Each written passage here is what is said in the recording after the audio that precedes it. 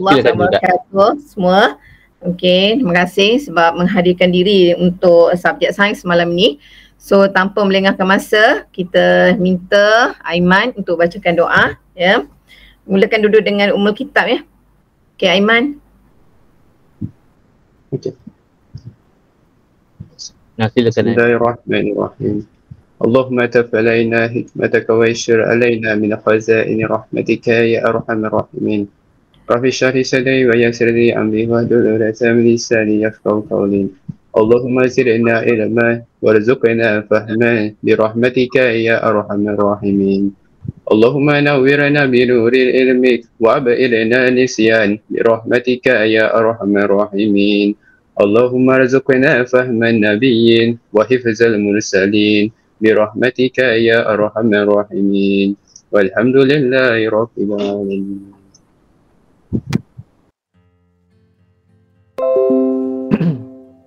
Okey, dah percaya update. Ngam pada masanya. Okey, kita teruskan. Jadi semua kat sini dah biasa dengan cara cikgu lah cara menjawab. Iaitu bahagian A ada teknik dia. So kita tengok dulu soalan pertama ini. So kalau kita tengok adalah berkenaan dengan alloy. Okay.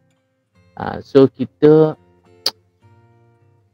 kalau boleh kan, so sepatutnya dah boleh lah sebab dah nak exam. Awak terus cari apa itu konsep. Konsep apa dalam cerita ni. So sebagai contoh konsepnya adalah pada ayat. Kebiasaan pada ayat. Okay. Biasa ada pada ayat itu adalah konsep. Kekerasan. Sesuatu konsep. So banyak kali dah cikgu pesan. Pada ayat itu ada PB, ada PM. Jadi apa yang kita nak kaji kat sini, kekerasan. Apa yang kita nak perhati, itu adalah kekerasan. Maka ini adalah PB. Dan cikgu kelaskan kepada apa? Ada wakil nak jawab PB apa kalau pada ayat? Come on, 5C1, SAS1 ada? Azmi jawab kat situ konsep, PB konsep. Okay, tepuk sikit Zul Azmi. Okay. Ada lagi ke yang tengah angkat tangan tu? Alright. Okay. So ini PB konsep Kenapa nak kelaskan macam ni?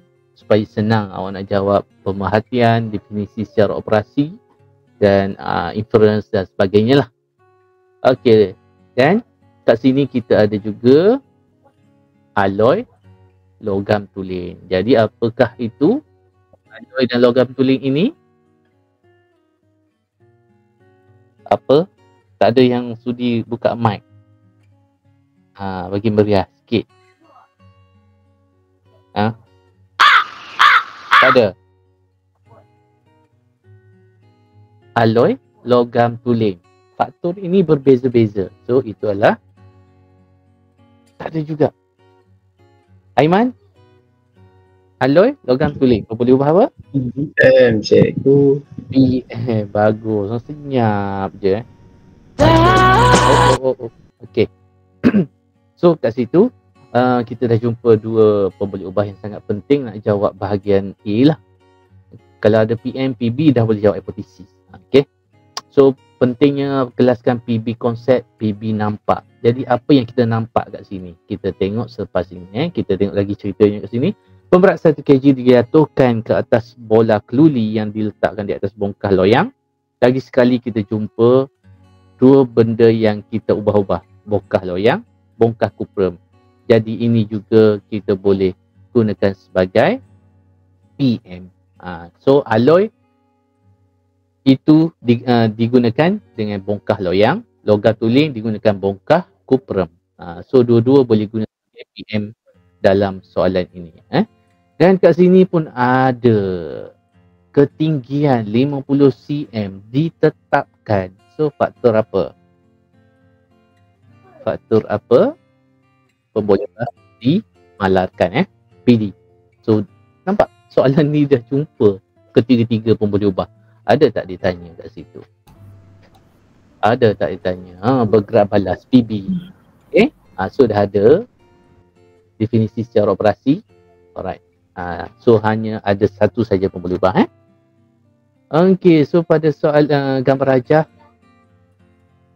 seboleh-bolehnya sebab ada soalan definisi secara operasi kat situ, pemerhatian tak ada. Definisi secara operasi, maka kita kena cari PB nampak. Nampak guna mata. Apa yang ataupun yang kita nak ukur. Pemerhatian yang nak diukur dalam eksperimen ataupun keputusan yang kita nak. Keputusan tadi, kekerasan, diwakili oleh apa kat sini. Dalam gambar rajah ni kita nak ukur, ini dia. Inilah kita nampak dengan mata yang kita ukur dengan pembaris. So inilah dia PB apa kelas? PB apa? Diameter lekuk ni. So PB apa? Yang kalau biasa dengan cara cikgu lah. Namun C1, S1, Nampak. PB nampak. Siapa tu? Nuri Atikah ke? Apa jawab tadi? Okay, so PB nampak. So ingat balik, PB nampak ini nak jawab pemerhatian. Pemerhatian. Lepas tu nak jawab DSO. Okay, kemudian kalau PB konsep ini, ingat balik kita nak guna masa jawab inference. So ingat macam tu, maka awak takkan tersasar lah daripada jawapan yang betul lah. Okay. So kat sini dia ukur lah. Sebab kan mungkin awak dapat soalan yang dah di photostat secara 2-in-1, jadi berbeza dengan jawapan asal. Jadi kita tak bincang soalan tu lah. So jawapan skema kat situ 0.3 kalau berpandukan soalan sebenar. So soalan ni dah scan. Maybe lari lagi-lagi, mungkin awak di foto Cikgu Rosmina pelajar dapat yang 2-in-1, 2 pages. 2-in-1 kita dah kecilkan saiz dia ya. Jadi dia lari lah maybe separuh lah ke 0.15 macam tu lah. Okay, so ini pengukuran, insyaAllah tak ada masalah, hati-hati sajalah. Sini juga ada tips ya. Okay, kita orang balik tips untuk mencari PB. PB konsep biasanya, bukan selalu, bukannya wajib, tapi biasanya ada pada soalan.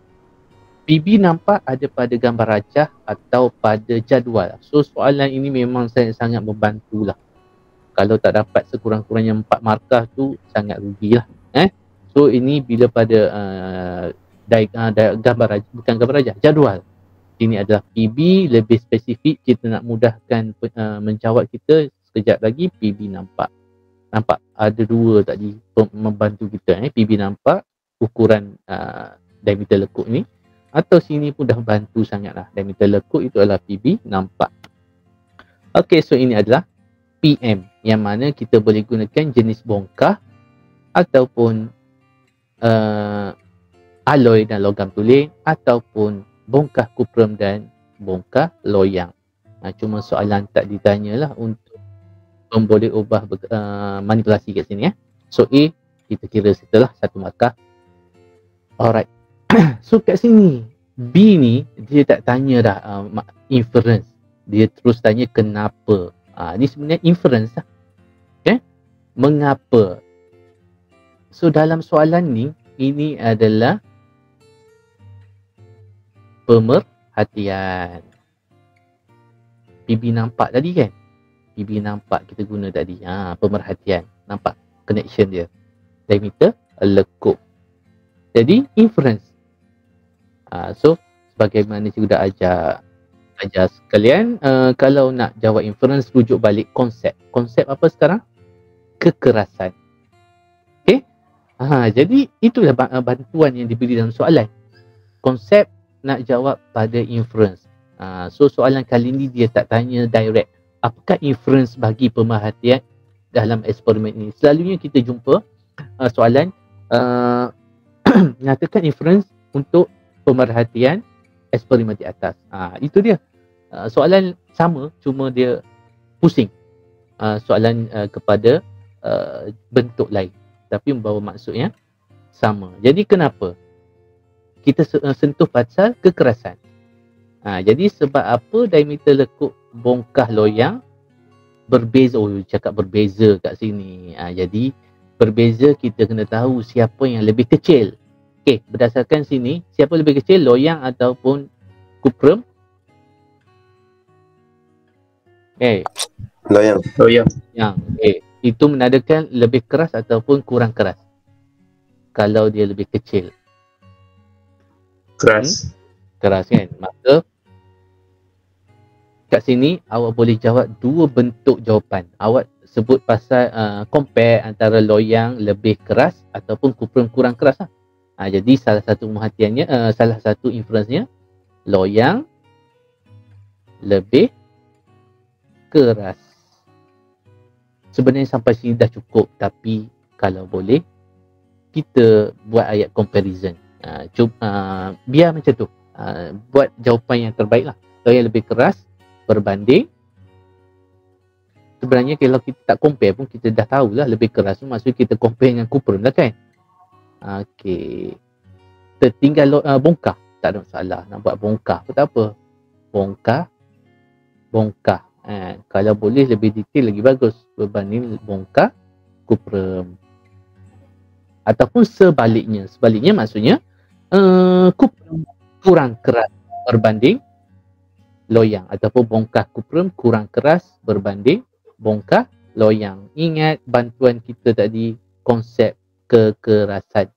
Maka dalam inference itu, soalan inference, soalan B ni soalan inference, maka kita sentuh pasal konsep tadi. Biasanya kita pelajar loss, dia nak sebut apa dalam inference ni. Jadi jadikan panduan PB konsep. Sebab tu saya ajar PB konsep nampak ni.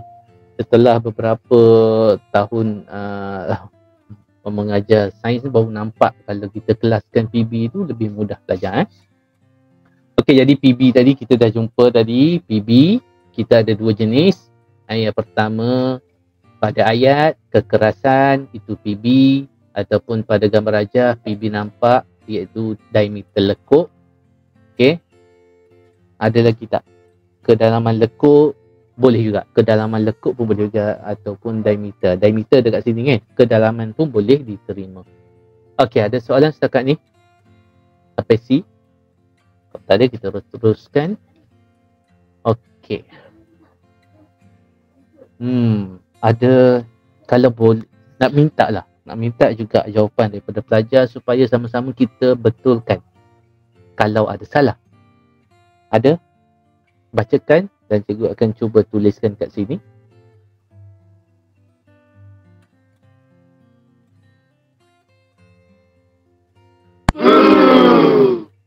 Ada ke? Tak ada siapa sudi baca kat sini.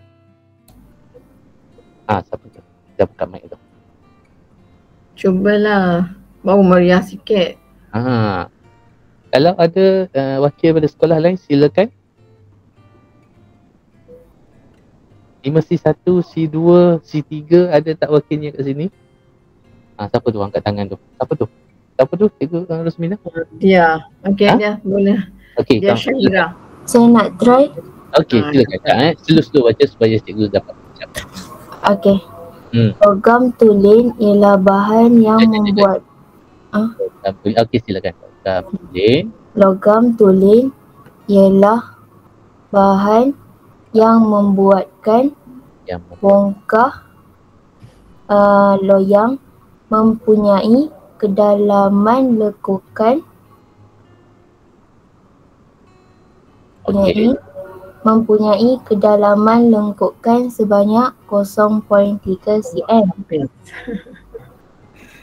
Apabila 1 kg lekukan 0.3 sebanyak 0.3 cm. Okey. Apabila 1 kg pemberat dijatuhkan ke atasnya. 1 kg pemberat dijatuhkan. Ini ringkasan ni Okey. Boleh bacalah tulisan Jadi terima kasih tadi, siapa tadi? Nurdina Syahira daripada kelas mana ni? 5C2. Okey, 5C2. Okey, kita check dulu. So siapa yang ada itu? Okey, sekejap Jadi ingat dalam DSO Cikgu Rosmina tak Okey. Ada 4 komponen Komponen pertama dia tanya logam tulen, kita ulang balik dalam soalan. Logam tulen jadi dah lulus kat sini, 1 bukan dapat markah tau. Okey, lepas tu parameter, betul tak? Logam tulen ialah bahan? Boleh. Okey, awak nak tulis logam pun boleh. Kalau alloy jangan tulis logam, itu yang bahaya. Alloy bukan logam dia adalah campuran kan. Jadi kalau alloy bahan. Dia tak boleh cakap logam. Kalau logam tulen cakap bahan boleh, logam pun boleh. Yang membuatkan bongkah loyang mempunyai kedalaman lekukan 0.3. Okey. Sekarang kita cerita pasal logam tulen. Kenapa tiba-tiba kita sentuh bongkah loyang? Sekejap kita tengok balik. Alright. Jadi dalam eksperimen ini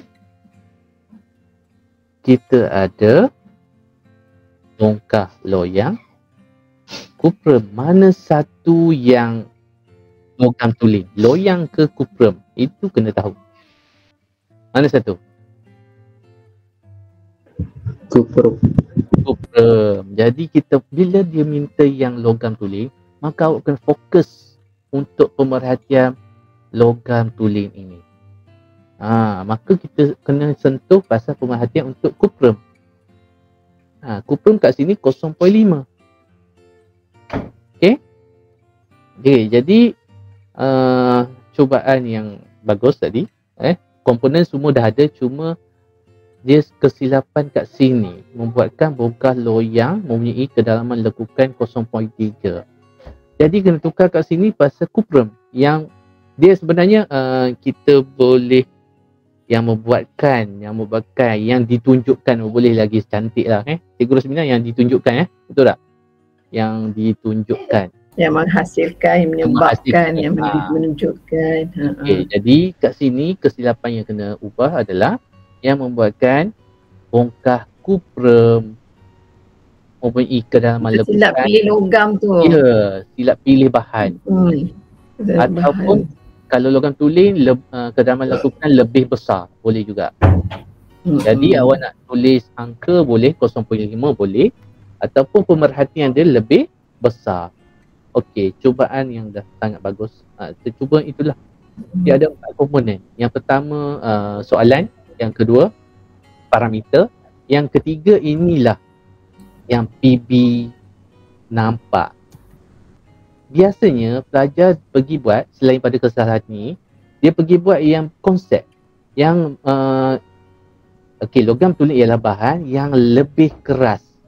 Yang kurang keras. Keras tadi konsep kan. Jadi selalunya kesilapan pelajar tulis yang tu. Dia cerita pasal kekerasan. Jadi kalau guna kekerasan maka salah. Sebab itu dalam teknik menjawab yang saya selalu ajar kepada pelajar-pelajar, gunakan istilah PB konsep, PB nampak. Ingat lagi sekali PB konsep inference sahaja. PB nampak untuk pemerhatian dan juga bawa kepada definisi secara operasi lah. Kalau salah pemerhatian maka definisi secara operasi pun maybe akan salah. Okay. So siapa dah tadi daripada dimensi 2 ni dia tersilap pilih bahan. Yang lain-lain dah okey dah. So komponen yang keempat pun dah okey. Ini adalah situasi ataupun prosedur apa yang dibuat dalam eksperimen. Okay. So take note kat sini. Okay, ada soalan?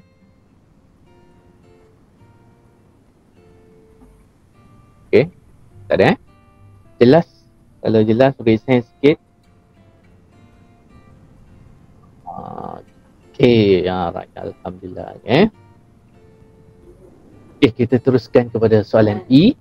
Soalan E biasanya soalan aplikasi ataupun kat sini digunakan langkah jaga-jaga lah. Betul lah, langkah jaga-jaga. Okay. Apa nak?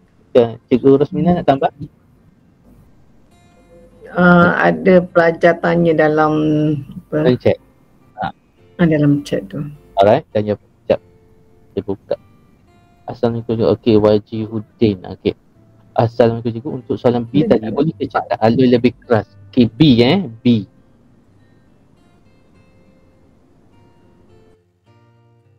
Okey, boleh. Okey, boleh janji dalam bentuk bentuk inference lah. Kita sebut konsep. So loyang ni adalah alloy. Ini adalah logam tulen. So boleh juga iaitu alloy lebih keras berbanding logam tulen. Okay, terima kasih Wajihuddin daripada sekolah lain kot ni, maybe. Daripada mana Wajihuddin? Dari Sepija, cikgu. Sampai Jaras. Oh, sampai Jaras. Okey, itu dah jumpa kita. Okey, terima kasih sudah hadir. Okey. Yang lain? Tak ada. Okey. Kita teruskan. E kan, langkah berjaga-jaga. Jadi, biasanya kalau melibatkan ukuran, yang paling mudah kita nak ingat adalah eksperimen patut diulang beberapa kali, 3 kali lah, ambil 3 kali eksperimen diulang sebanyak 3 kali kita tak tulis ni, awak boleh take note lah.